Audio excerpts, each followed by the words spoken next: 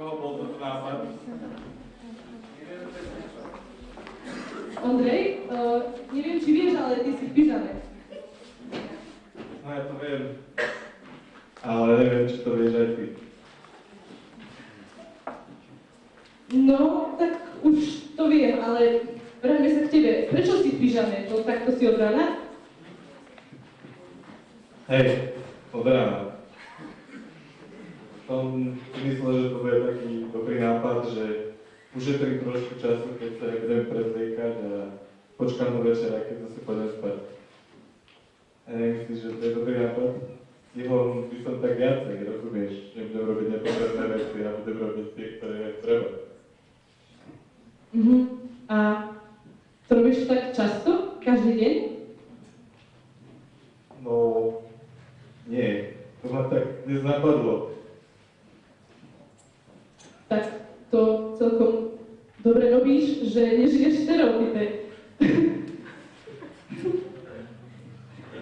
Ale čo by som ti k tomu povedala? Keď už si tak v pyžame, tak vieš, čo sa večer alebo ráno robí, keď si v pyžame? Ty si aj cez deň, ale to nevadí. Modlí sa. Nechceš sa na taký úvodík pomodliť? Môžem. Som ušetril dneska toľko času. Tak ti ďakujem, Otecku, za tento deň. Ďakujem ti za to, že tu môžeme byť. Ďakujem ti, že si tu prítomný, aj ty. A tak požehnaj aj dnešnú tému a otvor naše oči už. Amen. My by sme mali na úvod takú malú anketku a chceme sa spýtať, kto tu je prvýkrát. Nech zdvihne ruku alebo čo. Dobre. Kto tu dávno nebol? Mesiac, 2, 3, 4. Mesiac? Kto tu nebol mesiac? Áno, aj ja. A prvá otázka bola aká? Či aj vy bežne chodíte v pyžame? Napríklad túto vpredu, chodíte bežne v pyžame? Niekedy v noci ste v pyžame, predpokladám, dobre?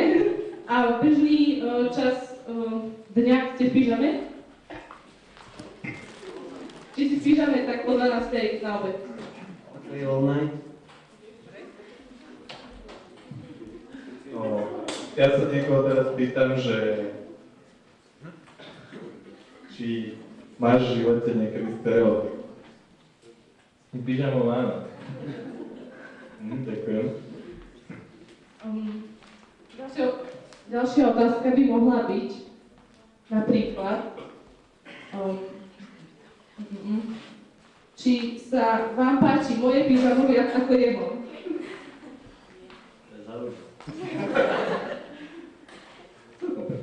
Ďakujem. Dobre. Každý si myslí, že je moje krajšie. Jedine. Moja otázka je, že čo je pre teba najstereotypnejšia činnosť, ktorú v živote robíš? Znamená, najmenej ťa baví a prípadá ti nekonečne dlhá, že by už mohla skončiť. Učím sa. Dobre, učíš sa? A čo konkrétne sa učíš? Že všetky predmety nie sú stereotypy. Fyzika zvíťazila. Dobre, ďakujem. Dobre, to by mohla byť asi posledná otázka.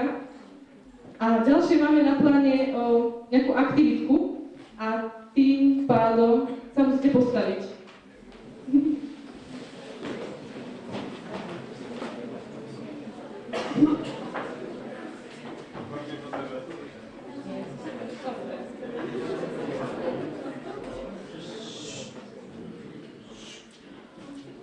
Takže budete musieť robiť to isté, čo ja. Nevidím si od mala. To by som nemohla vykonávať činnosť. Dobre, takže napríklad...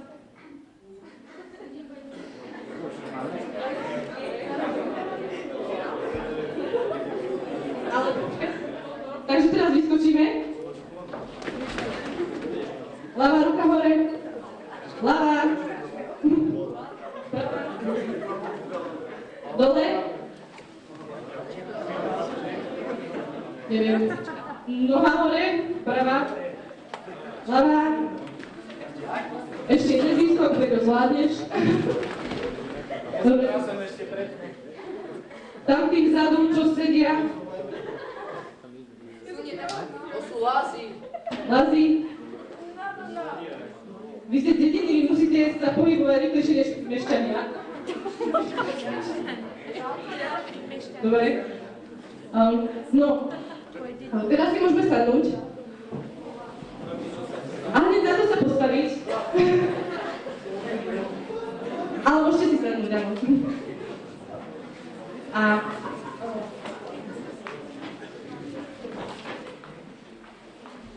táto aktivitka mala aj zmysel. Mala taký zmysel, že my ľudia často robíme veci, že robíme stále to isté. Ako aj každý z vás robil niečo, čo som aj ja robila, a robíme to isté.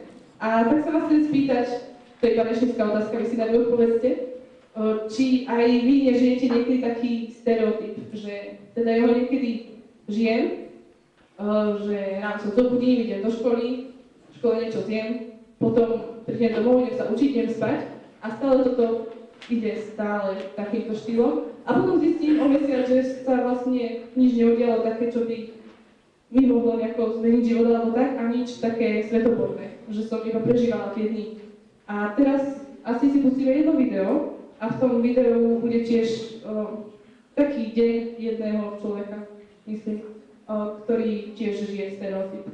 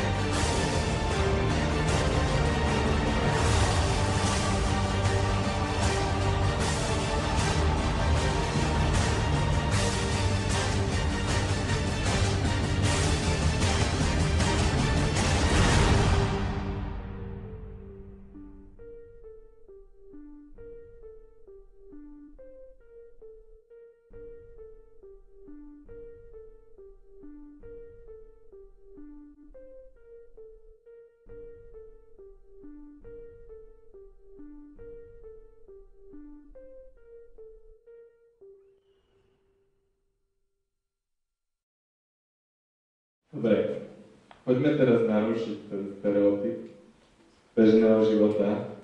Poďme chváliť najúžasnejšiu bytosť v tomto vesmíre. Poďme zdať chválu nášmu Otcovi. Prosím skupinu, že by to pripravila.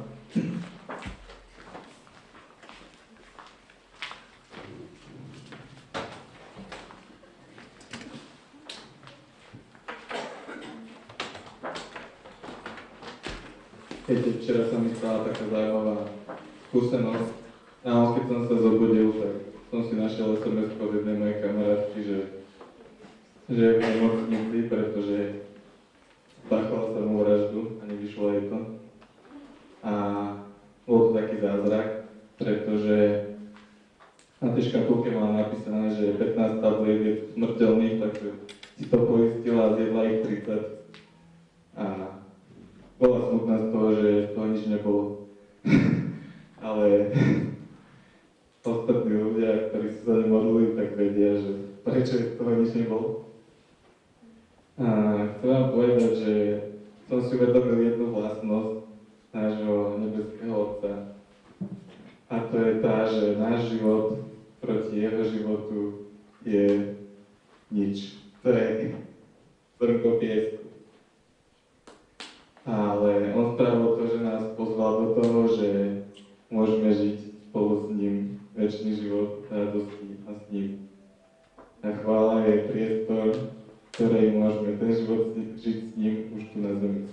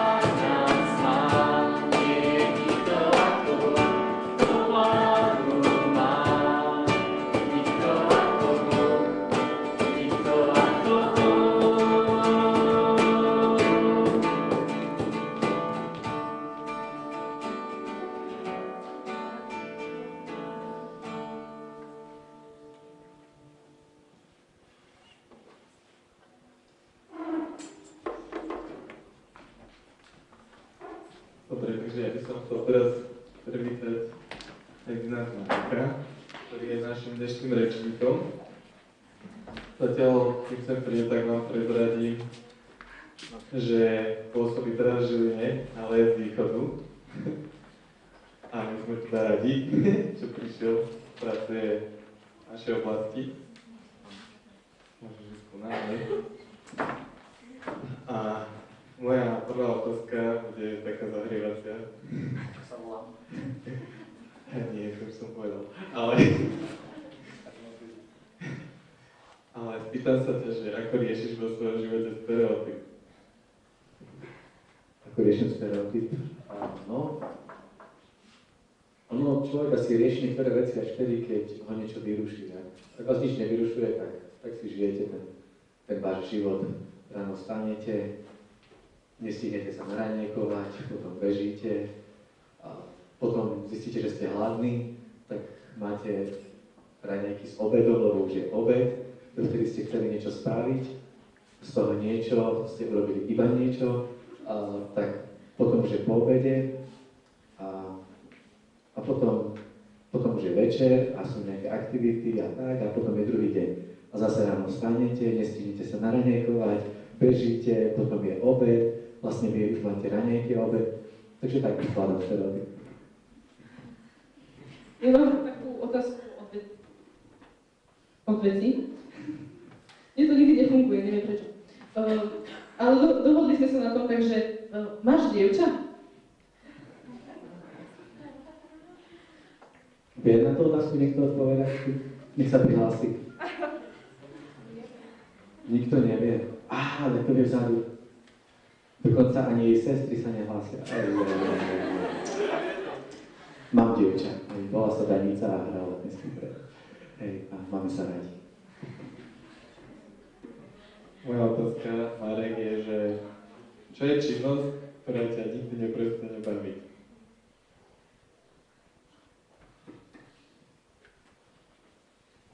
Také, čo mi prvé napadlo, je, že spánok, ale ešte predtým ma napadlo niečo, čo by som chcel, aby ma nikdy neprestalo baviť, a to je také nadšenie čítať Božie slovo. Posledné 2 týždne mám úplne také fakt veľké nadšenie čítať Božie slovo a možno, že sa k tomu dostaneme aj v téme. Tak vám to poviem. No, a mne napadla iná otázka, ako taká suchá, že aké je tvoje obľúbené jedlo, farba, ročné obdobie, zviera, meno, stačí? Dobre, takže jedlo. Mám rád rezeň. Farba mám 2. Zelená a oranžová. Čo tam bolo ešte? Ročné obdobie ešte bolo meno. Ročné obdobie mám rád leto. Mám rád leto veľmi. Meno. Tak na tú otázku. No, neviem. Budem taký diplomatický, poviem, že také najkrajšie meno na svete. Ježiš. Aby som nikoho neobyšiel, ale mám rád ešte ďalšie mená ako Danica. A zviera.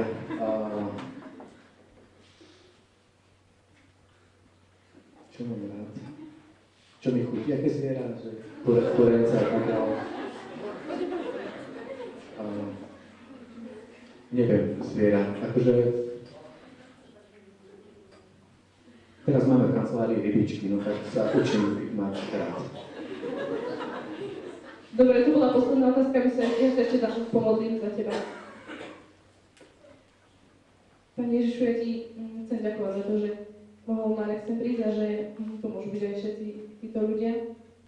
A chcem tak prosiť o to, aby si mu tak dával do slova, ktoré chceš, aby sme počuli. A zároveň ťa chcem prosiť aj o nás, ktorí budeme počúvať, aby sme naozaj mali otvorené srdcia, aby sme sa sústredili a aby si tak ty prehováral ku každému jednému z nás. Tak ťa prosím o to, aby sme boli vnímaví. A ďakujem ti za to, že môžeme mať takúto možnosť, že máme aj kluby, aj iné akcie. Ďakujem ti aj za všetkých ľudí, čo prišli čo nie sú možno z Púchova, ale ďalej aj z Košic, aj zo Žiliny. Tak ti za nich ďakujem. Prosím, požehnávaj ešte túto chvíľu. Amen.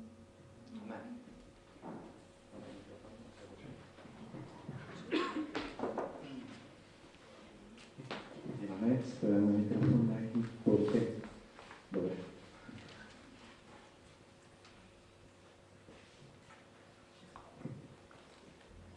Dobre, ďakujem za prvý slajd. Čiže bola tu na začiatku taká otázka, že či zažívate stereotypy, alebo stereotyp. A chcel by niekto odpovedať? Alebo teda určite, poviem vám to rovno, aby sme sa nenaťahovali, že každý z nás zažíva stereotyp. Tvoj stereotyp je to, čo zažívaš dennodenne. To je tvoja rutina, tvoj zvyk, to, na čo si sa naučil. Keď chodíš na čas, tak to je tvoj stereotyp, prísť stále na čas. Ak meškáš, tak to je tiež súčasťou tvojho stereotypu. Proste to si ty. Je to súčasťou trochu aj tvojej povahy. A dajme ďalší slajd. Stereotyp je z gréčtiny a znamená pevný, ustálený, nemenný stav, tvar, návyk, spôsob konania, reagovania a tak ďalej.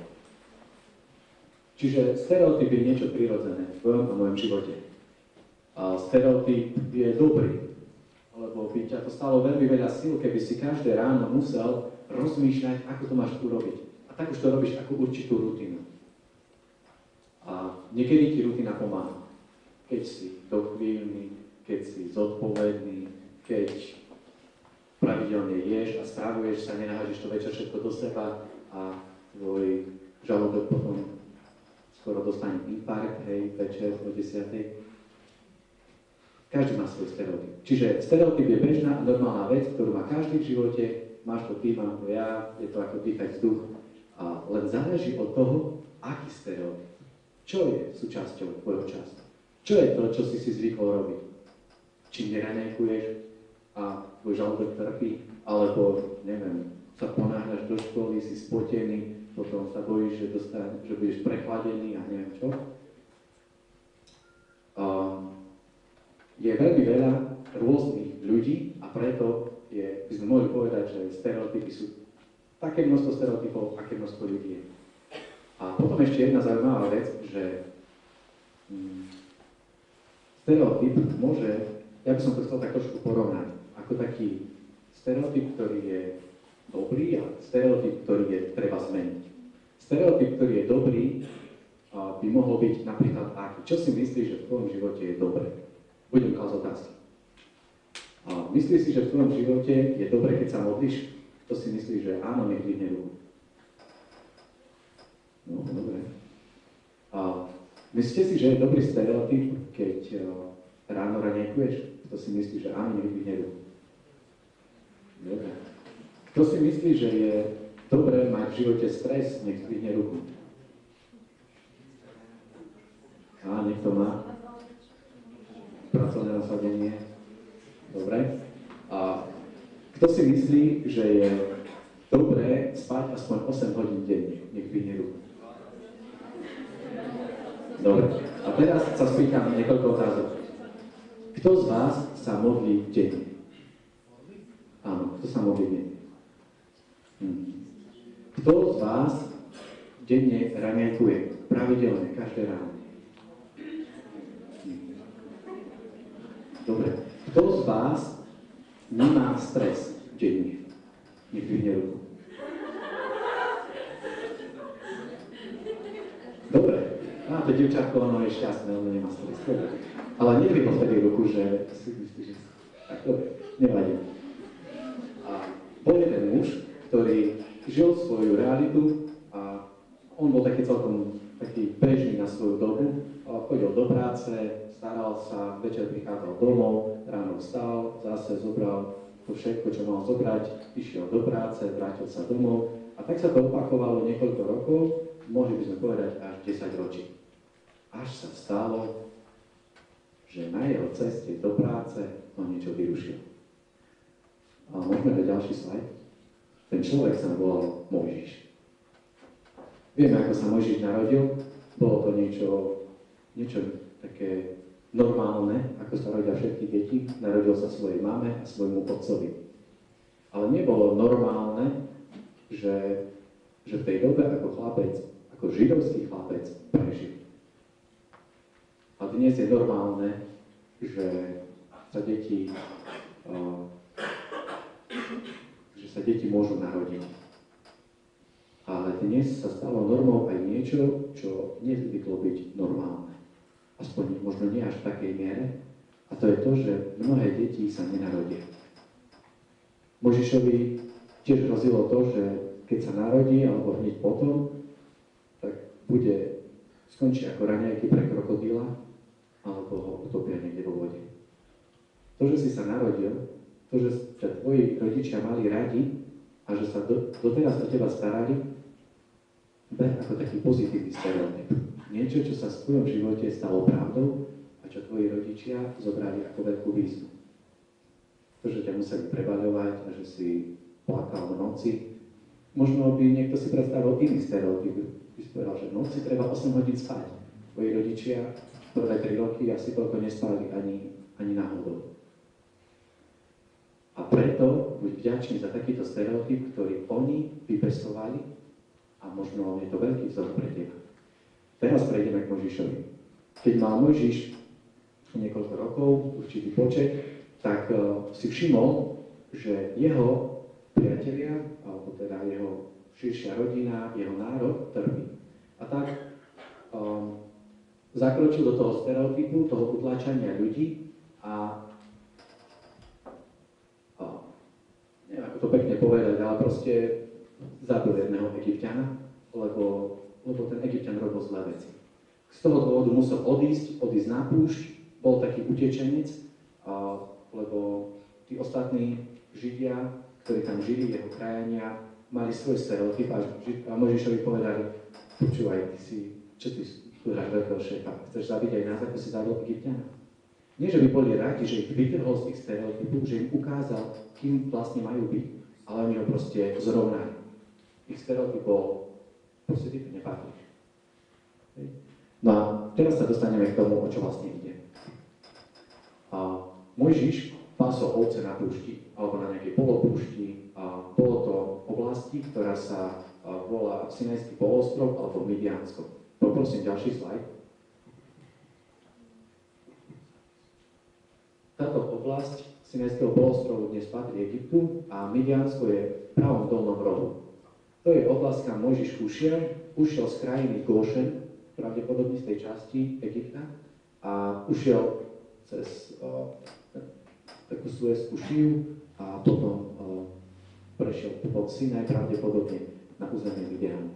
Tam žil, tam ráno stával, tam chodil pásť ovce, až jeden deň ho Pán Boh vyrušil.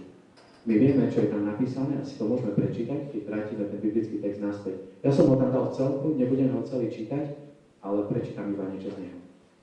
Keď Mojžiš pásol ovce u svojho testia, midianského kňaza Jetru, a hnal stádo za púšť, prišiel až k Božiemu vrchu Choreb. Vtedy sa mu zjavil Hospodinov anjel v ohnivom plamení zo stredu kráľa.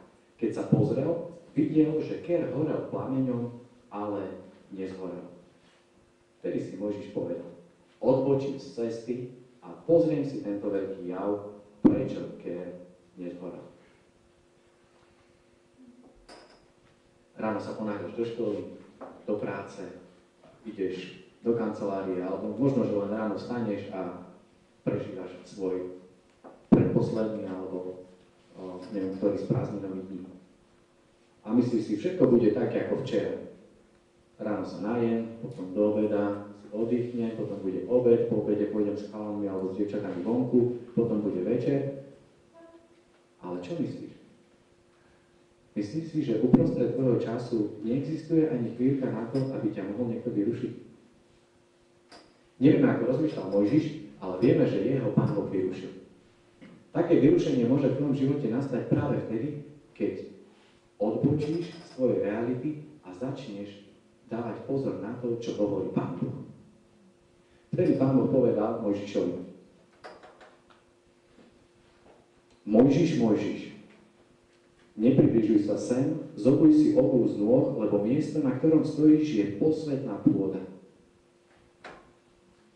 Pán Boh volá aj do tvojho života. Danka, Lucia, Martin, Peter, Juraj. Pán Boh volá ťa denne, aby si zobul tvoju realitu, to, na čo si zvyknutý, aby si sa postavil nohami na svätú pôdu a aby si počúval Božie slovo.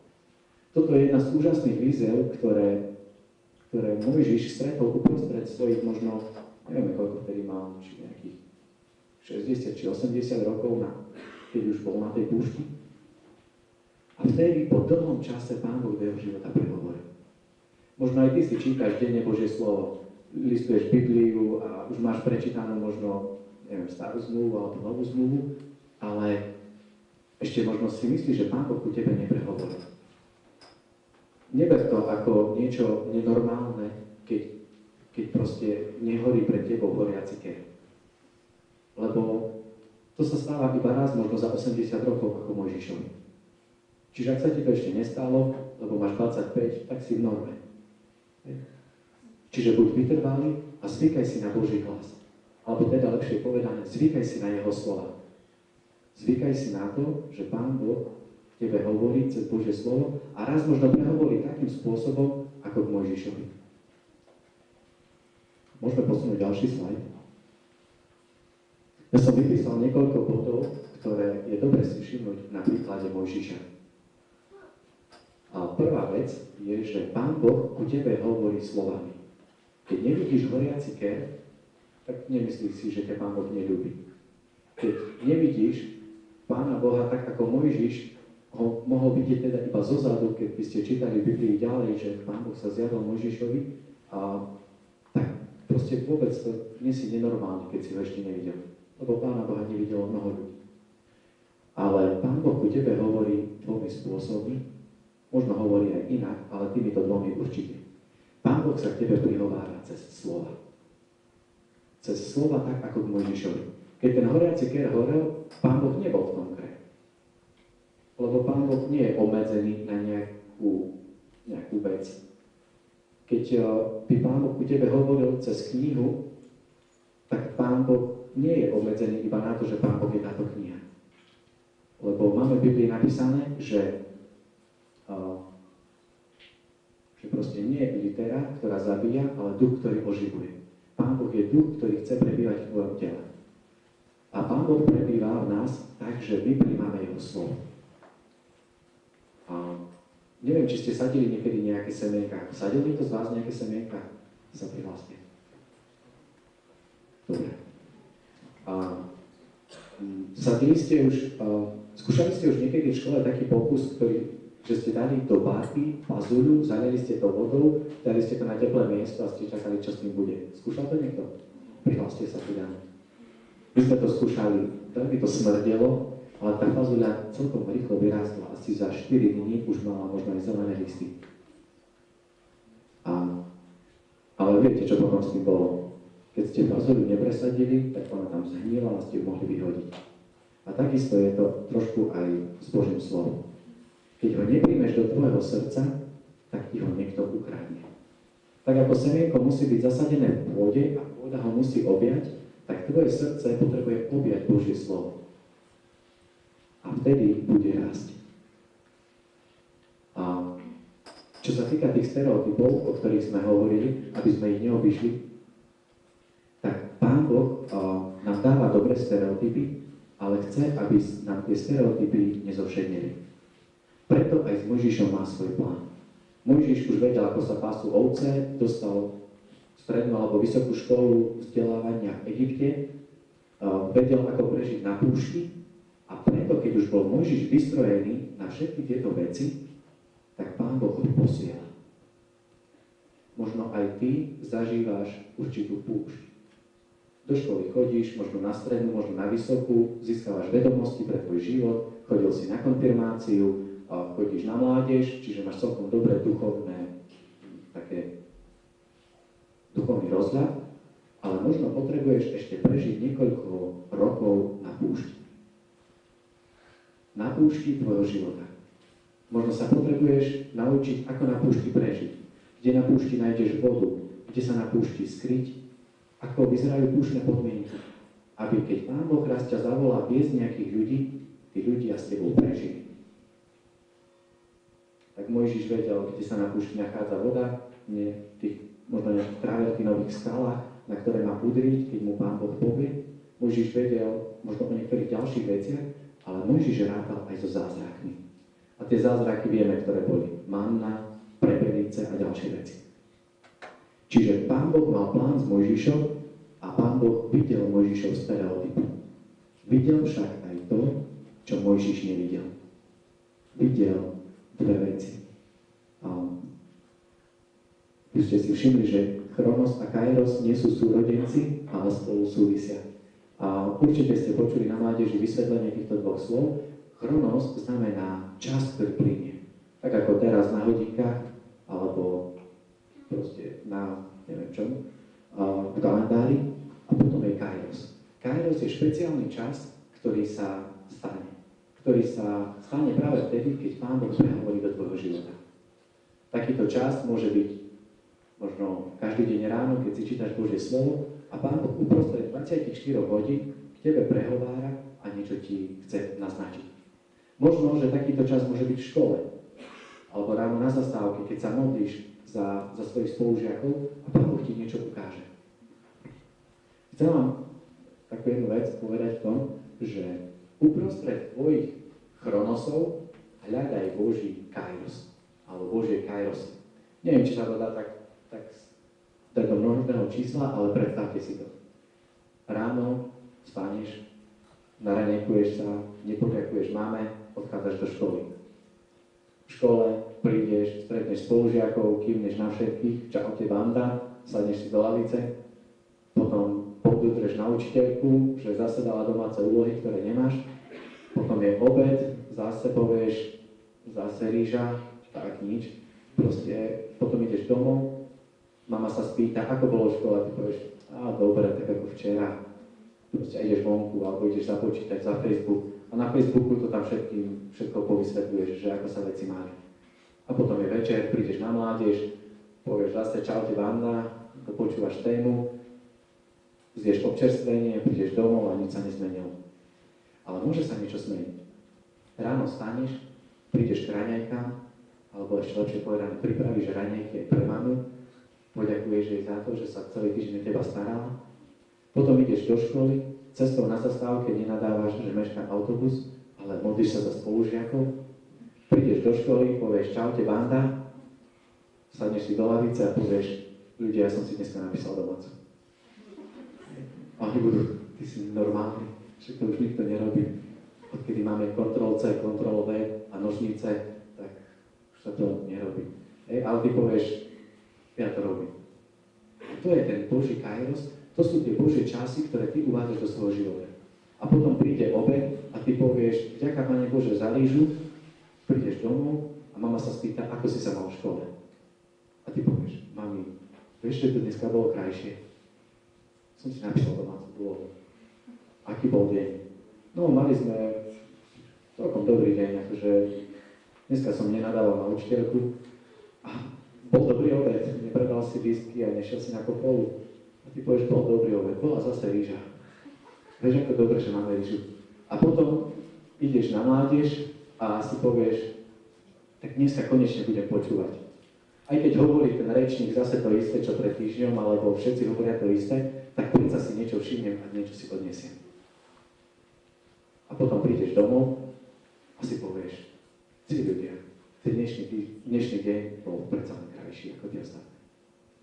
A je to na tebe, ako sa rozhodneš. Možno, že hovorím to, čo hovoria všetci ostatní, len to hovorím ja.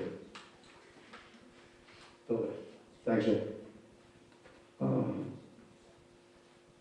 keď som sa pýtal jedného mojho kamaráta, čo znamená slovo stereotyp, tak on hovoril, že to musí byť niečo zaujímavé. Lebo stereo to je ako hudba a keď počúvaš nejakú dobrú hudbu, tak to nemôže byť nuda, ne?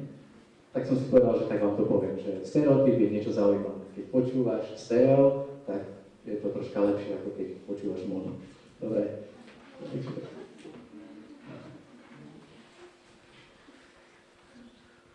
A aby sme sa nenudili, tak si trošku povieme zo života.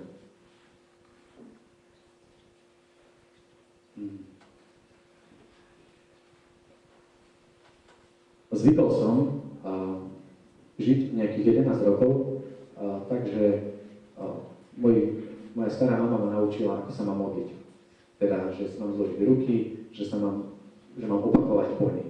A tak som opakoval, tak som sa naučil Otče náš, potom som sa naučil verím Boha Otca, vyznanie viery, potom som sa naučil 10 Božích prikázaní. A to mám bol taký dobrý stereotyp, že ja to dodnes som nezabudol, že ako sa to robí. Stále si viem zložiť ruky, stále sa aj modliť, ale uprostred toho všetkého, čo som sa naučil a čo som ešte nerozumel, Pán Boh mne tak prehovoril, že dnes sa modlí modlitbu Pánovu Otče náš nie tak ako naučenú básničku, ale ako moje osobné vyznanie, ako modlitbu. Neviem, či sa aj ty tak modlíš, ale ak nie, tak skús nad tým porozmýšľať. V nedeľu v kostole. Aj keď všetci to tak zborovo opakujú a proste hovoria všetko ako podľa určitého pravidka, skús to hovoriť tak, ako keby si to hovoril iba ty sám, Pán Boh. Nepočúvaj ostatných, že či to hovoria hlasnejšie ako ty, ale skús to urobiť tak ako ty sám. No a to ma naučila moja stará mama. Potom som sa naučil, ako sa má držať príbor. Stále som si myslel niekedy, že všetko sa dá s lyžicou, ale s príborom to vyzerá krajšie. Možno, že si nájdete aj nejaký iný spôsob, ako sa to dá jesť, ale príbor je zatiaľ ten taký vhodný spôsob. To bola taká rutina, ale tiež sa človek to naučil. A potom som sa naučil nadávať. Keď som sa naučil nadávať, nebolo až také ťažké, to robili všetci okolo mňa, a teda v škole, a tak som sa naučil veľmi veľa takých výrazov. Mohol by som vám povedať všelijak, keby som chcel, aby ste neboli tu pri mne, keby som vás poslal vonku napríklad, alebo by som vás poslal domov, alebo niekam inám. A potom sa niečo v mojom živote zmenilo. Zavolali ma na detský tábor. Prišiel som na detský tábor, to vám bolo 5 dní, po ktorých som vedel, že môj život už nebude taký ako dovtedy. Potom som ďalší rok nebol na tábore, ale tu som mal celkom vážne vnútorné abstiaky a tak na ďalší rok som zase išiel na tábor. A opäť sa potvrdilo to, že tých 5 dní bolo krajších ako čokoľvek možno iné dovtedy. Tak vás povzbudzujem k tomu, aby ste možno dovolili Pánu Bohu, aby vstupoval do vašich stereotypov cez nejaké veci, ktoré ste dovtedy nezažili. Ja som dovtedy nikdy nezažil detský tábor. Ale bola to skvelá vec, ktorá tak naštartovala môj život, že som odvtedy začal rozmýšľať, že by som nemal nadávať. Možno aj ty prídeš z nejakej víkendovky, hovoril sa tam o čistote vo vzťahoch, o tom, že ako neflirtovať, alebo neviem čo všetko. Zmenil si to? Hovoril sa tam o tom, ako milovať rodičov a povedať im, mama, otec, mám vás rád. Zmenil si to? Dnes sa rozprávame o stereotype, o tom, že je Boží čas a je taký ľudský čas. Necháš, aby Pán Boh prehovoril do tvojho života? Môžeme ísť ďalej. Milí priateľu, teraz je čas. Na príklade Mojžiša si povieme niekoľko takých vysvetlení a to už vlastne bude tie posledné veci. Je čas vyzúť staré. Mojžiš, keď prišiel na miesto, na ktoré prišiel, kde ho Pán Boh zavolal, tak Mojžišovi bolo povedané, že si má vyzúť svoju obuv. Obuv v tej dobe znamenalo niečo, čo je dosť špinavé. Tak ako dnes. Ja keď som išiel tu k vám, tak som si vyčistil topánky, lebo som bol na 2 pohreboch na cintoríne a už som mal tam dosť veľa bláta, tak som si vyčistil topánky. Ale to iba som vám urobil možno také niečo dobré, že sa nepozeráte na mňa v špinavých topánkach, ale v skutočnosti to neznamená až tak veľa. Vyzuť staré, alebo vyzuť topánky, znamená vyzleč tvoje staré veci, ktoré ťa doteraz špinili. Príklad. Jeden môj známy pred pár dňami hovoril takýto príklad. Stretol bezdomovca, zavolal ho na polievku, porozprávali sa a potom, keď sa rozprávali, tak sa ho pýta, počúvaj, po takých špinavých šatách, pýta sa ho, ako sa ty umývaš? A on hovorí, no umývam sa, hej, ale že kde sa umývaš? No tak keď mám príležitosť, tak sa niekde idem umyť. No a potom sa oblečiem a tak. Do čoho sa oblečieš? Do toho, v čom si? Máš nejaké iné oblečenie? No do toho, v čom som, lebo nemám iné. Viete si to predstaviť? Osprchuješ sa a zase si oblečieš tie špinavé šaty, to špinavé oblečenie je zapotené. A celý týždeň tak budeš. A na konci týždňa zase sa osprchuješ a zase si oblečieš tie isté šaty. Prídeš na faru, zaklopeš, no teda neprídeš ty, ale ten bezdomovec, na ktorý dnes prišiel tiež jeden na faru, zaklopal. Hej. To isté oblečenie. Jemu stačí jedlo a to je všetko, čo mu v životu treba. Hej. Ale Pán Boh chce od nás viac. Pán Boh nechce iba, aby sme konzumovali, Pán Boh chce, aby sme vyzliekli staré. Aby si sa vzdal hriechom. Aby keď ťa Pán Boh očistí, tak aby si nesklzol do toho, kde si bol predtým. Druhé, je čas počúvať. Mojžiš počul Boží hlas. Aj ty môžeš počuť Boží hlas, keď mu dáš priestor, aby do tvojho života prehovoril. Nevieme, kedy to bude, ale keď si na to zvykneš, počúvať Boží hlas, tak on určite raz prehovorí aj silnejšie. Tretia vec je čas vykročiť. Vieme, že Mojžiš mal kopu výhovoriek a pýtal sa, Pane Bože, ty vieš, no ja neviem hovoriť. A čo keď Izraelci nepríjmu, čo im hovorí a vlastne čo im poviem? Kto ma vlastne poslal? Milí priateľu, keď sa ťa niekto spýta, kto ťa posiela a ty nevieš povedať kto, tak je čas vykročiť študovať Božie slovo. Mojžiš možno ešte nepoznal Pána Boha veľmi a preto sa ho pýta, no čo im poviem? No kto ma posiela? Boha. V Egypte majú 500 bohov. Tak ako im opíšem? Alebo čomu ťa pripodobní? Veď v Egypte majú ptáha, majú, ja neviem, nejakú mačku a neviem čo všetko, nejaké zvieratá, ktoré symbolizujú Bohov. No čo im poviem? Keď nepoznáš Pána Boha a nevieš povedať, aký je, tak je čas vykročiť študovať Božie slovo. Môže byť čas ešte na iné veci a to je čas prijať pomocníkov. Mojžiš vedel, že nie je dokonalý. Aj ty, keď nie si dokonalý a vieš to, tak je to dobré. Ale Mojžiš si nechal pomôcť.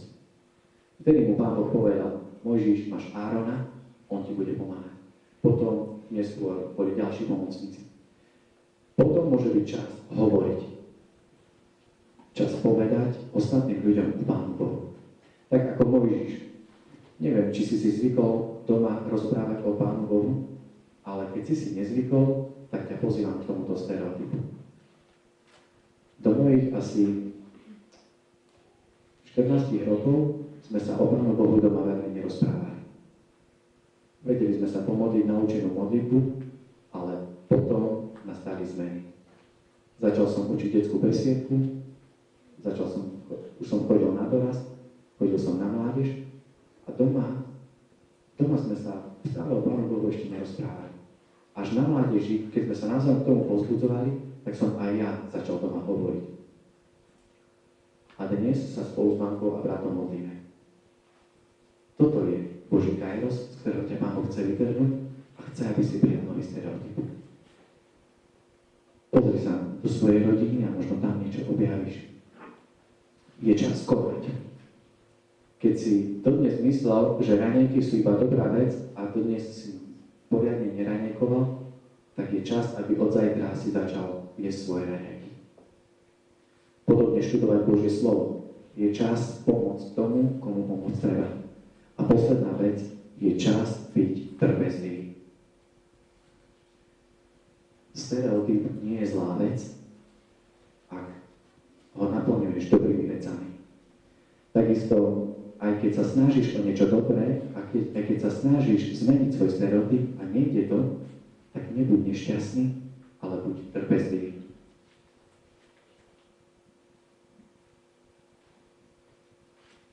A máme tam Dám ešte jeden posledný slajd, alebo to už je posledný. Dobre, to bol posledný.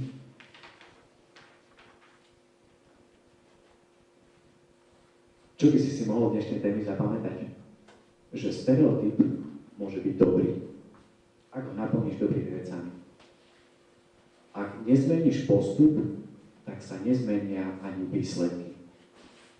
Ak ideš váriť bylinkový čaj a stále tam dávaš ovocný čaj, tak ten čaj bylinkový nikdy nebude. Čiže ak chceš niečo v tvojom živote zmeniť, a ak chceš, aby to vyznelo lepšie, tak to musíš zmeniť od začiatku, celý postup. Ak si doteraz nenašiel čas na modlitbu, lebo si chodil neskoro večer spať a ráno si nevládal vstať, tak sa to nezmení, ak nepôjdeš večer skôr spať a ráno si pristaneš a budeš sa modliť. Alebo budeš si čítať z Biblie. Ak si doteraz nekúpil lístky na obedy, tak to znamená, že ani odteraz nebudeš mať na obed nič iné, iba rýžu, lebo to bude asi to jediné, čo ti dajú na voľný lístok, alebo teda ak sa neopečatkuješ. Ak si robil nejaké iné veci a robil si to tým istým spôsobom, tak si dosiahol pravdepodobne tie isté výsledky. Ak chceš zmeniť tvoj stereotyp, musíš zmeniť tvoj postup. A na začiatok toho všetkého by som ti prial, aby si začal štúdium Božieho slova. Mojžiša z jeho stereotypu vytrhlo Božie slovo. Aj teba, verím, a iba to dokáže vytrhnúť Božie slovo, ktoré ti ukáže, čo v tvojom živote môžeš zmeniť, koho môžeš zachrániť, čo máš povedať, komu máš povedať, ako máš povedať, koho ti Pán Boh dáva, aby si sa nebal a kam to nakoniec môžeš dotiahnuť. Tak ja ti prajem, aby si mal dobrý stereotyp, aby si sa nechal Pánom Bohom z času na čas vytrhnúť. Amen. Pomodlíme sa. Drahý Pane Bože, ďakujeme Ti za Tvoje slovo, ďakujeme za Mojžiša, ďakujeme za naše životy, ďakujeme za stereotypy, ktoré máme. Ďakujeme za to, že ich môžeme spoznávať a prosíme aj o to, aby si nám pomohol ich opraviť. Aby to, čo je slabé, sme zmenili na silnejšie, aby to, čo je zlé, mohlo byť zmenené na dobré. Pomôž nám, Pane, aby sme prijímali Tvoj čas. Aby sme sa riadili Tvojim časom. Že keď je čas vyzuť staré veci, zobliesť staré, riešne, tak, Pane, daj, aby sme to vyzviekli a odložili. Pane, ak je čas, aby sme počúvali, tak nám prosím, otvor uši a otvor naše srdce, aby sme počuli Tvoje slovo. Pane, ak je čas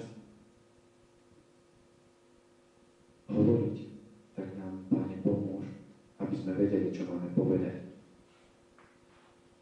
Pane, ak je čas vykročiť, tak nám, Pane, pomôž vykročiť. Vykročiť, čítať Božie slovo, alebo vykročiť do iných vecí. Ak je čas, aby sme sa zastavili, tak nám, Pane, pomôž zastaviť sa.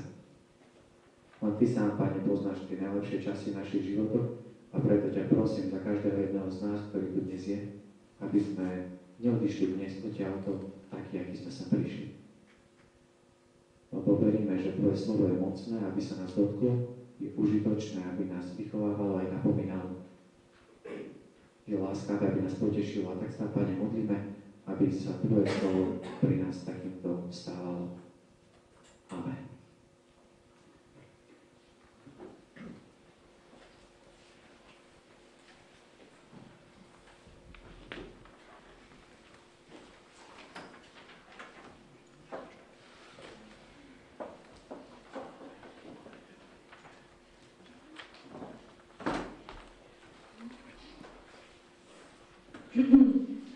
Takže teraz si dáme, už ste dlho sedeli, tak si dáme znovu takú aktivitku. A ja ju mám rada veľmi, je to hra a volá sa Kubovery. Toľko nadšenia, tak sa postavte. Aj lazovaní. Dobre. Tak, viete každý, ako sa to hrá? Určite viete. Či? Áno, viete. Takže viete, hej? Nie? Takže si zhrnieme pravidlá. Ja niečo poviem, keď poviem Kubo velí postaviť sa napríklad, tak budete stáť. Keď poviem Kubo velí sadnúť, tak si sadnete. Keď poviem iba sadnúť, tak nič nespravíte. Rozumiete všetci, že? Takže Kubo velí vyskočiť. Kubo velí nahnúť sa doprava. Kubo velí nahnúť sa doľava. Kubo velí zostať v čupe, akože takto. Čupnutí. Postaviť sa. Kubo velí postaviť sa. Kubo velí skákať na ľavej nohe. Skákať na pravej nohe. Nič. Kubo velí začať žmurkať. Nežmurkať. Kubo velí pozrieť sa na Ivet. Kubo velí povedať ahoj. Ahoj. Kubo velí zavolať Patrikovi. Zamávať mne. Kubo velí sadnúť. Kubo velí postaviť sa. Kubo velí sadnúť. Kubo velí postaviť sa. Kubo velí sadnúť. Postaviť sa. Kubo velí vyskočiť. Nefunguje to. Kubo velí usmiať sa. Kubo velí sadnúť si.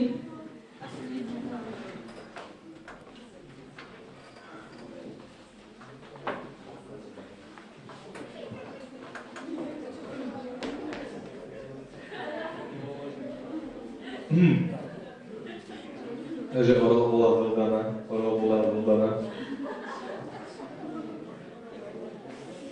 Toto mu nerozumie, prihláste sa do skautského oddielu. Už čoskoro Sebastian a Sara majú pre vás už plán pripravený.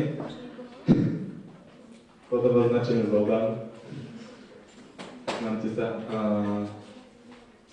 Chcel by som teraz poprosiť Elišku, že by nám povedala jedno také svedectvo, ktoré sa stalo včera a bol som z neho taký nadšený, že som jej povedal, že musí ho povedať. No takže ja bývam v Bratislave na Intraku a mám tam veľmi veriace spolubývajúce. Vlastne celý rok, keď sa s nimi rozprávam o viere a o Bohu, tak sú také, že no tak povyprávaj si. Ale teraz v stredu tuším, prišla za mnou kamarátka Miška, že či sa nemôžeme ísť pomodliť. Tak som sa ňu pozrela, že či si zo mňa robí srandu a že či to myslí vážne, ale povedala mi, že veľmi ma prosí o to. Tak druhá spolubývajúca Janka jej povedala, že aj tak jej to nepomôže, ale že však nech ideme. Tak sme išli do druhej izby, tam sme sa začali modliť. A potom som jej dala Bibliu, že nech otvorí až, že niečo, čo Boh jej chce povedať, takže jej vlastne cez to povie. No a tak ako som to čítala, tak som sa na ňu pozrela a ona sa rozplakala. A povedala mi, že nevie, čo sa deje, ale že proste niečo sa dnes zlomilo a že teraz plače a niečo mi nechápe. Prišla s nami Janka a tá sa tiež pýtala, že čo sa deje. A ja som z nich bola úplne proste vyvalená a povedala som im proste, že Boh sa ich dotýka a že je tu s nami, aj keď tomu možno nechápu a neveria, ale že je to tak. Tak potom sme otvorili Bibliu a začali sa byť o to, že kto bude teraz čítať, že nech aj nech ďalej ukazuje, že proste je tu a že je s nami a že vôbec existuje. Tak celý večer proste sme sa rozprávali a na ďalší deň sme mali písať písomku z nemčiny, ale oni proste povedali, že radšej sa budú tomuto venovať a že sa budeme o tom rozprávať. A tak povedali, že prvý raz za život majú taký pocit, kedy zapochybovali o tom, že či doteraz proste mali pravdu a že či naozaj Boh existuje, alebo nie. A bola to fakt sila, som doteraz toho vyvalená a verím tomu, že Boh ich takto, keď sebe povoláva, tak už onedlho budú patriť jemu a nie diablovi.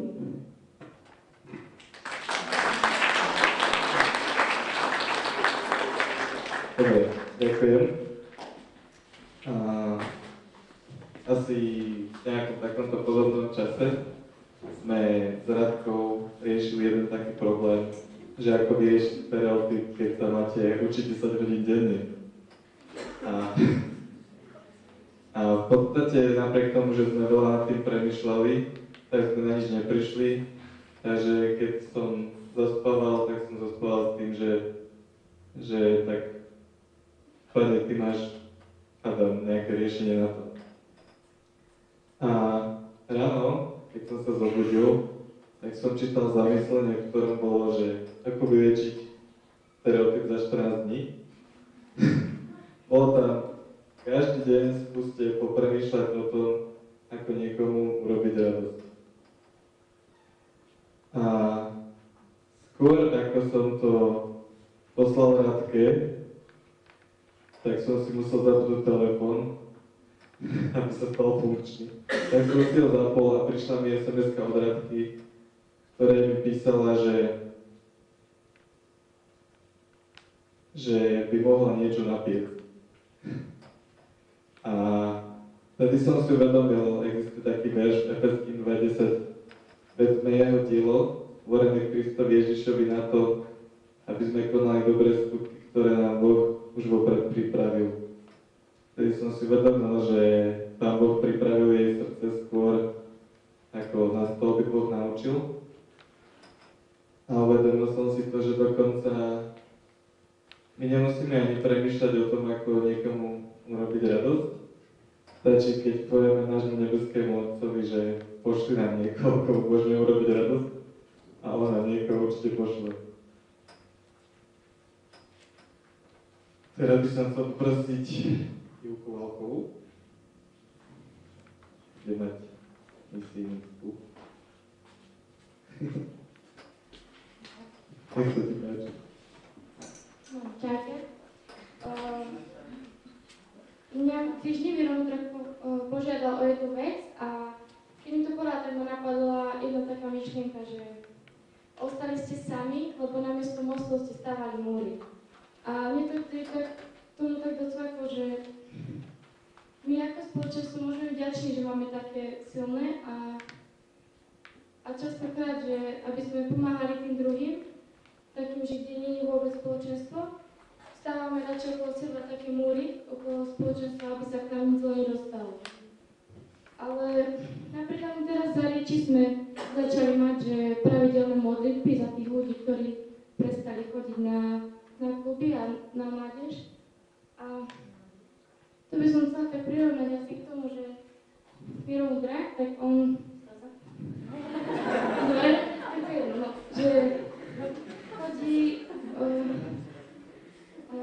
tak, neviem koľkokrát do mesiaca, to je nepodstatné, a na také mládeže, kde vlastne majú aj nemajú mládež ako kde, ale ja som bola v Necpaloch a Súčanoch a tam nemajú mládež a mohli sme tam ako keby pomôcť tú mládež rozbehnúť a keď som bola v Súčanoch, tak ma to až dostalo, lebo tam som prišla stále len okolo menovo, že nadarmo a také veci a stále to sa mi tak na mládež vôbec nepasovalo. A tak hneď potom, ten deň som išla ešte ku nám na klub a tak som aj tých našich postov prosila, že si schváliť, či by sa mohli doma za to modliť, za tú mládež. A tak by som aj vás chcela tak vyzvať, že keď príjete domov, nie že na to zabudnete, ale ak by ste chceli, môžete sa modliť aj konkrétne za tieto dve mládeže, Nestali a Sučany, lebo oni tam žiadne spoločenstvo nemajú a prišlo mi to dosť až toho ľúto. A aj by som chcela povedať, že tí, ktorí ste na Facebooku, tak skupina E-klub, tak tam možno niekedy postrednete, že ide sa na nejakú mládež, tak aby ste dali vedieť Mirovi a tí, ktorí nie sú na Facebooku, tak sa ozvite jemu. A že ak by ste aj vy chceli tak pomôcť, skrytá reklama, pomôcť tak tým mládežam, aby sme okolo nášho toho nestávali také múry, ale stávali také mosty tým druhým, že kde to spoločenstvo vôbec nie je. Tak ja by som vám chcela potom tak vyzvať modlitbám, aby sa aj sa mohli modliť.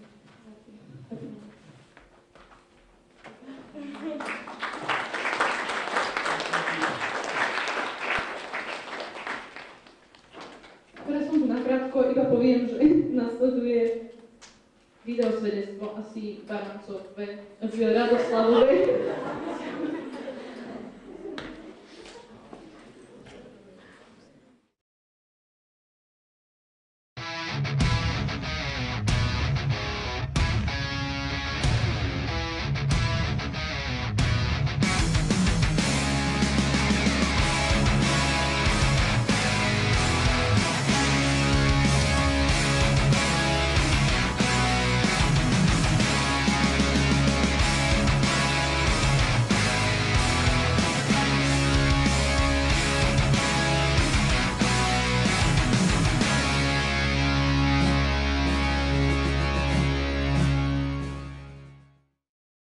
Od malička som bol vedený k Pánu Bohu.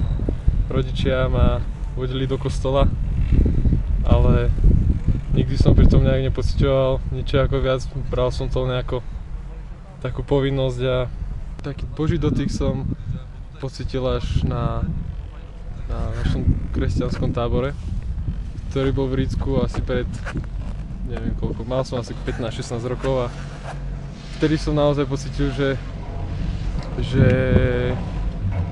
Pán Ježiš sa ma dotkol a videl som to aj na tých ľuďoch, ktorí nás tam k tomu viedli a som si povedal, že chcem žiť to, čo žijú aj oni. Aby som mal Pána Ježiša v srdci a aby som možno mal taký ten rebríček hodnôt, taký možno ako majú oni.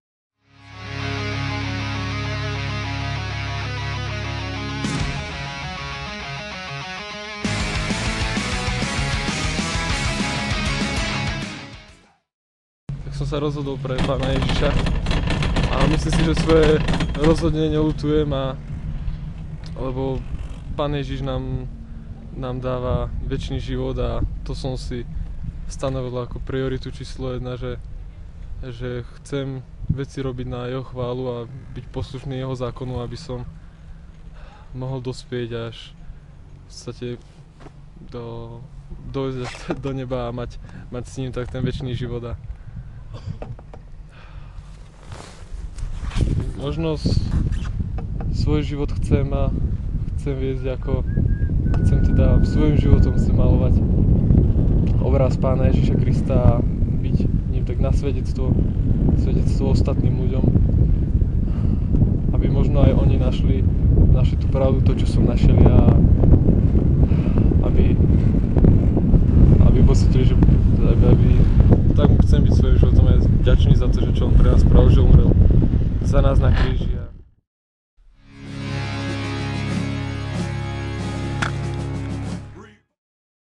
Viera v Pána Ježiša a živého Boha nám, teda mne, dáva istotu spasenia, istotu večného života a istotu toho, že viem, kam idem a po tomto pozemskom živote a práve preto sa nebojím smrti a nemám otázky, ako možno ľudia mávajú, keď sa povie smrť.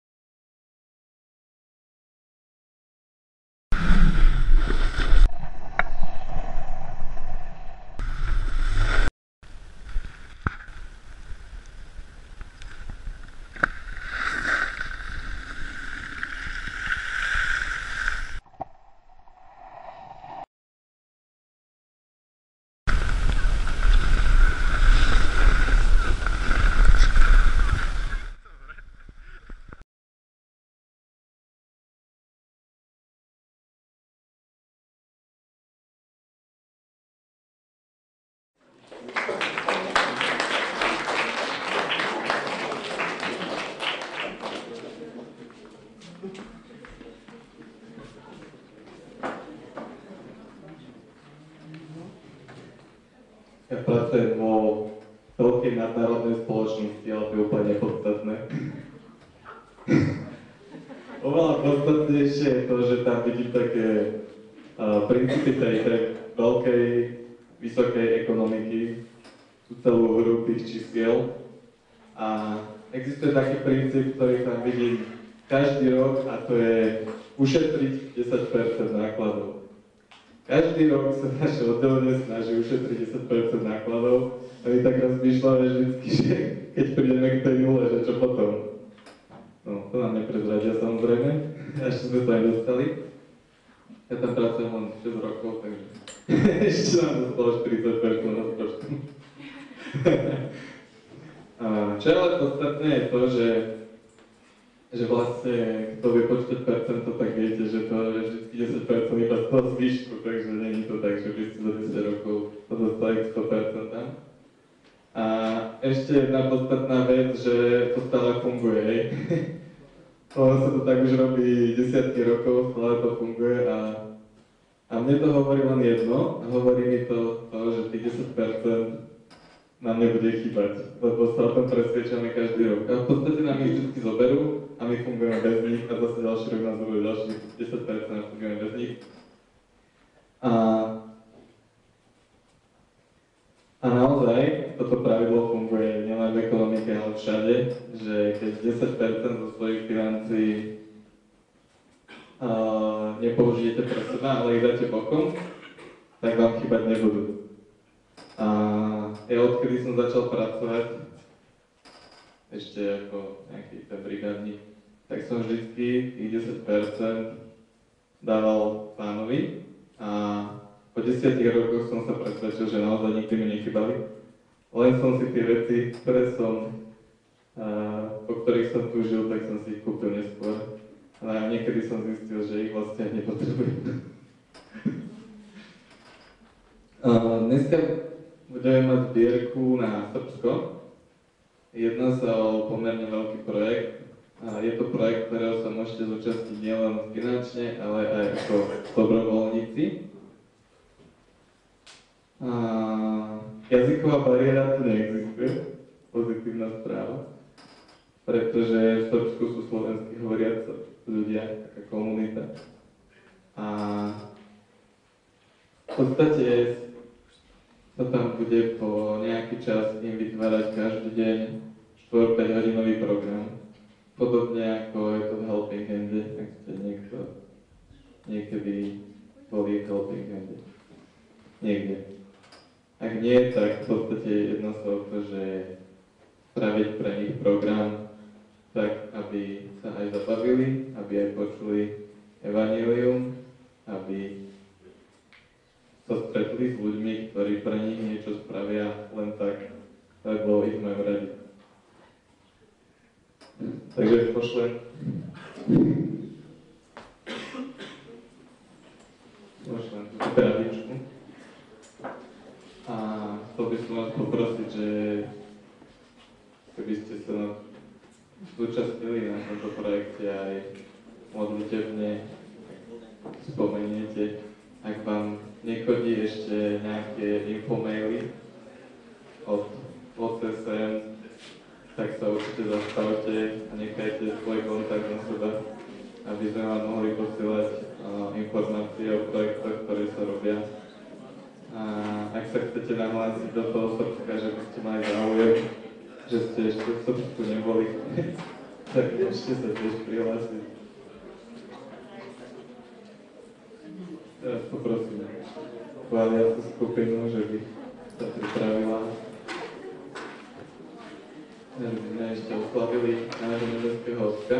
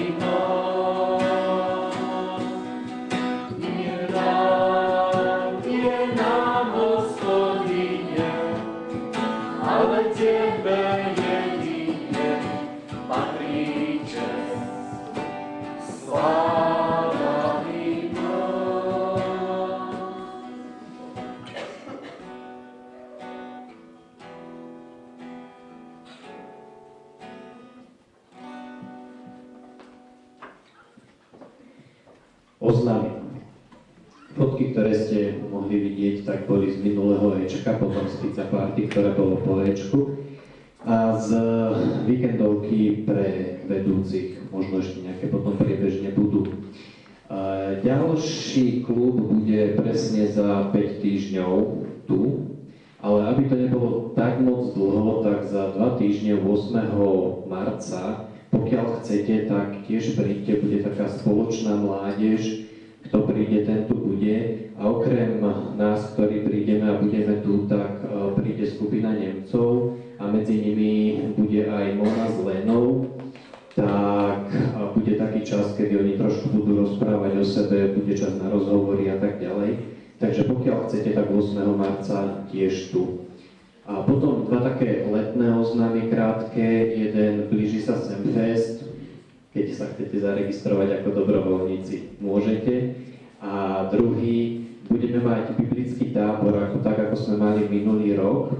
Minulý rok to bol s Wolfgangom Freitagom z Nemecka. Tento rok to bude tiež zahraničný host, volá sa, že Jiří Kaleta, ktorí z vás boli náhodou minulý rok na Semfeste, tak to je ten hlavný rečník, ktorý tam bol, tak on bude mať témy.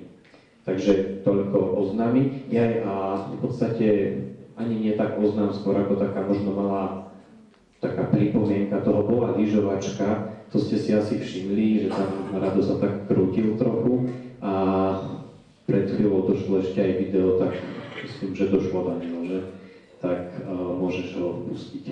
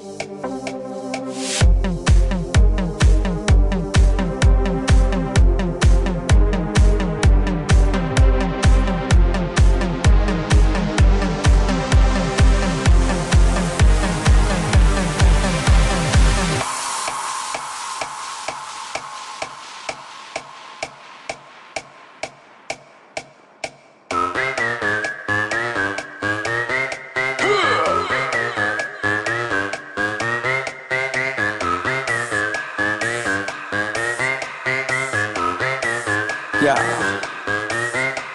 This house party is crazy. My crew is hella wavy. Yo, flip the cup, then say what's up, then slide out with your lady. No ifs or buts about it. My style is technotronic. Got grips and models, so spin the bottle, girl. I'm just getting started. Get up, get up. Pump the volume, feel the bass. Get up, get up. Turn me on and let me do my thing. Get up, get up. We in the house and we here to stay. Get up, get up, get up, get up, get up.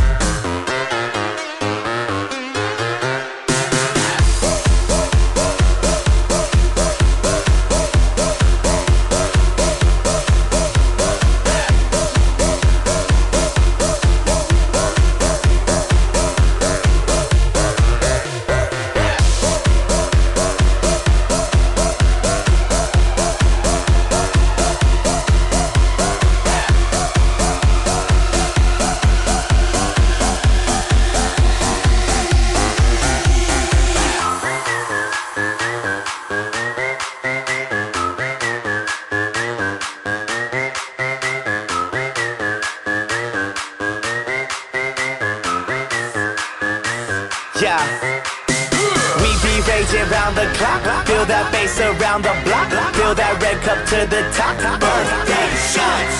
Doesn't matter who you are. Look around, we in the stars. Round the world, we party on. We go all night strong until we go. Get up, get up. Pump the volume, we feel the bass. Get up, get up. Turn me on and let me do my thing. Get up, get up. We in the house and we here to stay. Get up, get up, get up, get up, get up.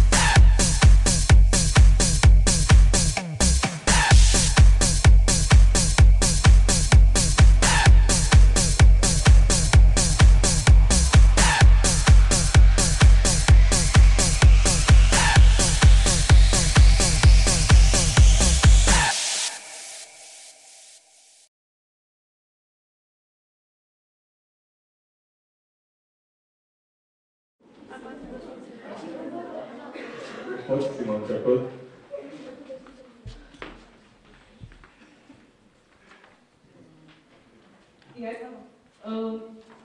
Chcela by som poprosiť teraz ľudí, ktorí boli oslovení, tak aby prišli, boli dvaja, Špirik a Juraj, teda Jarino a Juraj.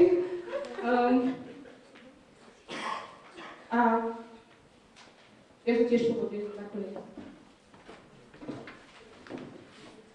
Tak hej, Otec, ďakujeme ti za to, že sme tu mohli byť a ďakujeme ti za to, že tu mohli prísť noví ľudia a sa z toho veľmi tešíme a tak ťa veľmi prosíme za to, aby tu čo tak najviac ľudí mohlo chodiť, aby ťa mohli viac spoznávať a veľmi ďakujeme za to, že si stále s nami a ako aj Marek hovoril, že si bol mocný s Mojžišom a mne sa tak veľmi páči, ako si ho tak viedol a že si mu povedal, že ty budeš s ním a že s tebou tak pôjde ku faraónovi a tak ťa veľmi prosím za to, aby si bol aj s nami a v našich životoch a keď možno niekedy budeme na púšti ako Mojžiš, tak daj takú trpezlivosť čakať a tak sa pýtať na teba, čo chceš pre nás v našich životoch a tak daj, nech môžeme ráz a chcem ťa ešte veľmi prosiť za to, aby sme neboli v takých stereotypoch, ktoré sú zlé, ale aby sme si naozaj tak sa skúmali a sa snažili, aby ten deň bol krajší a aby sme sa venovali rodine, priateľom ale hlavne tebe a tak ťa veľmi prosíme za naše rodiny, aby sme sa s nimi modlili, ako Marek povedal, aby sme mali také úprimné vzťahy, aby sme sa dokázali porozprávať o všetkom a tak ti prosím aj za tých členov v rodine, ktorí sú možno tak trošku mimo, aby sme aj k ním tak prišli, aby si menil a rúcal mosty a tak ťa veľmi prosím za také vedenie pre naše životy a ďakujeme ti za to, že tu môžeme byť. Amen. Bože, tak ja ti tak úprimne ďakujem za to, že sme sa tu teraz mohli takto stretnúť a takto možno z rôznych častí sme sa tu vytvorili také spoločenstvo, kde ty si ten, kvôli ktorému sme sa tu stretli. Nie je to len kvôli tomu, že sme chceli mať zábavu a tak ťa tak Bože prosím o tie veci, ktoré tu odzneli, či to bola téma alebo chvály, aby naozaj to neboli len slova, ktoré sa od nás odrazia a ostanú tu, ale aby sme to tak úprimne vedeli zobrať do srdca a tak ti aj ďakujem za stereotyp, ktorý máme, ktorý zažíva každý z nás, možno v niekom evokuje nudu, ale ja ťa tak Bože prosím o to, aby si nám dal takú vnímavosť, kedy prichádza ten čas, že teraz máme robiť tie Božie veci a tak ťa o toto Bože prosím a prosím ťa aj za naše rodiny a prosím ťa aj za tú mládež Nespalov a aj v tej druhej dedine, tak aby to nebolo len taká snaha ľudí, ktorí chcú niečo spraviť, ale aby naozaj sa im to podarilo na čele s tebou. Tak ťa o toto prosím, požehnaj ešte ten čas, ktorý tu máme pred sebou a požehnaj aj cestu, ktorá niektorých z nás čaká. Amen. Pane, ja ti tak chcem ďakovať za to, že mohlo odnieť to, čo odnelo a tak ti ďakujem za Mareka, že mohol hovoriť. Pane, som ti tak vďačná za to, že tu môžu byť všetci títo ľudia, ktorých si sem zavolala, že mohli počúvať tvoje slovo. A tak ťa chcem tak prosiť o to, aby si k ním hovoril nielen takto možno na klube alebo tak, ale aj každý deň, aby chceli teba počúvať a aby ty si bol taký ich kompas, aby oni chceli počuť tvoj hlas a následne aj robiť to, čo vidia, že je správne. Oče, ďakujem ti za nich a tak ťa chcem prosiť aj o, ako aj vravili, napríklad za mládež v Nespaloch a aj v Dolnom Kubine. A tak ti chcem ďakovať za to, že v Kubine môžu mať takú skvelú vec, ako je garáž. A že tam môžu stretávať ľudia, byť spolu a tráviť spolu čas. Chcem ti tak ďakovať za to, že boli ľudia ochotní aj prispievať finančne, aj svojou energiou a svojimi nejakými silami do toho, aby to mohlo vzniknúť. Tak ja chcem prosiť naozaj ešte aj o garáž, aj o mládeže, ktoré možno nie sú také plné ako tie naše, alebo dorastie. A chcem ti tak ďakovať za lyžovačku, ktorá mohla byť, že nám tam mohlo byť tak fajn a že sa niektorí vylyžovali niektorí snowboardovali a že nikomu sa nič nestalo. A tak ti ďakujem za to, že aj takéto akcie môžu byť. A tento proste aj trošku vzdialený Semfest, aby tam si bol prítomný, aby tam išli ľudia možno ako dobrovoľníci alebo ako účastníci, aby tak aj tam si mocne konal medzi nami. Oče, ďakujem ti za to, že si a za to, že môžu byť v našich životoch. Amen.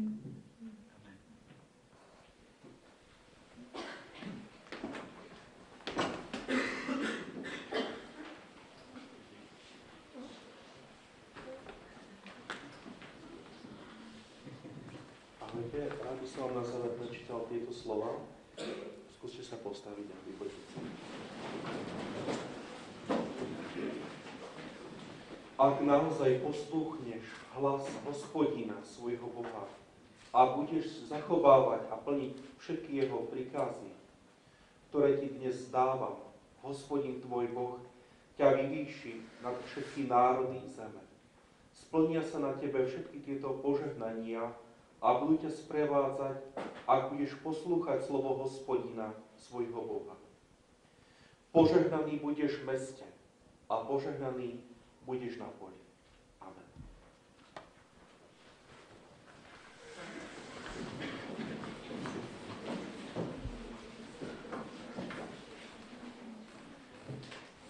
Tak, na záver, Ondrej, poď sem. Nech tu netrapočný pížame sa. Som myslel, že na mňa zabudneš. Na teba sa nedá zabudnúť.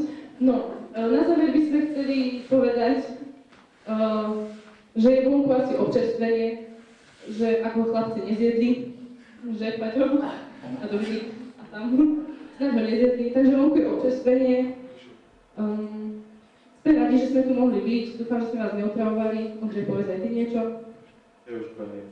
Takže je koniec a jedzte a majte sa radi a svetomý mier. Tešíme sa na vás na budúce, za 5 týždňov. To som vám chceli ešte povedať, áno, že vás pozývame na ďalší e-klub. Neviem, aká je téma, ale určite príďte.